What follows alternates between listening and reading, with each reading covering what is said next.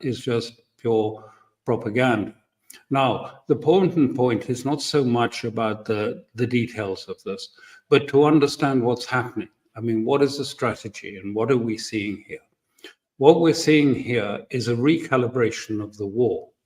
Originally, the war, if you like, for the Axis group was all about supporting Sinwar and Hamas in Gaza.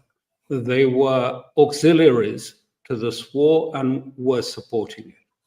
And what we have seen in the subsequent period was that the war fragmented in different ways.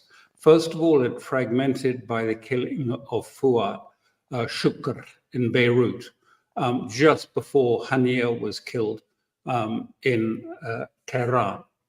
And for that reason, the actual operations of the resistance changed.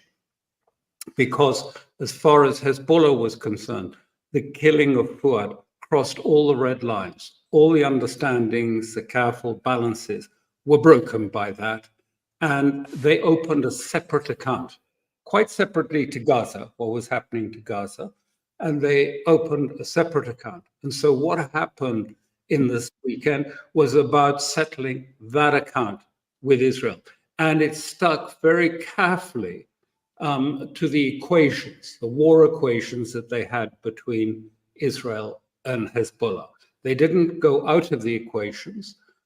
So they, if you like, attacked in Tel Aviv the Mossad headquarters and the headquarters of 82000, equivalent roughly to NSA in the US. It's the, if you like, the communications intercept. Because that was a decision-making, if you like, structure that led to Fuad Shukr's killing in Beirut. And they did it in Tel Aviv because they killed him in Beirut. So it was a complete equivalence, if you like, on that.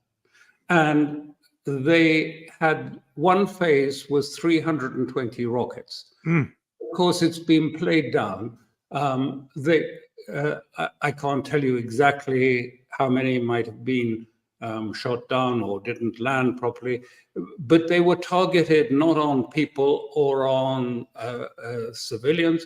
They were targeted on military bases, and they were targeted very precisely on dome air defense systems. So you don't see that. And then immediately on Sunday, after the, if you like, so 4 o'clock, the Israelis came in just before, started bombing pretty randomly in the valleys and the areas where they thought Hezbollah would have their ballistic missiles. But as I say, there were none. There are none. They're north of the Litani. Israel sent a message to Hezbollah by not going beyond Litani that the equations of war with Israel were still holding.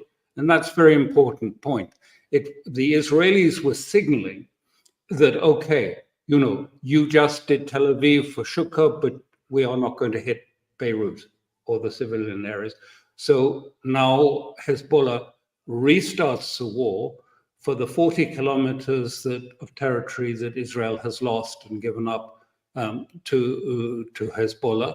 Now they say that first phase with the shooting of the rockets, and then the actual drones were shot from the Bekaa Valley, which is in the east of Lebanon. The drones that were shot, and Hezbollah says they got through and hit that Mossad building, which is just outside. I've been to it long ago. It's just outside Tel Aviv. It's about a kilometer or two outside Tel Aviv on the Herzliya, which is also the headquarters of familiar to you, Lavender, the people who set up Lavender and operated Lavender. So it was to be an equivalence, okay? So this was taken now that they have settled the open account on Fuad Shukr.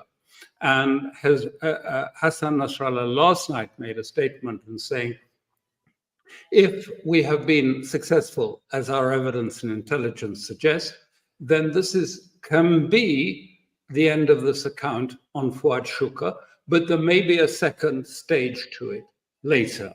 but that's only if necessary. But this first phase has now entered, finished, and now we go back to what we were originally fulfilling, which is, if you like, the liberation of the Palestinians. It is very clearly now that Hezbollah has moved away from Shukr and is now returning to, if you like, the support for Hamas, the support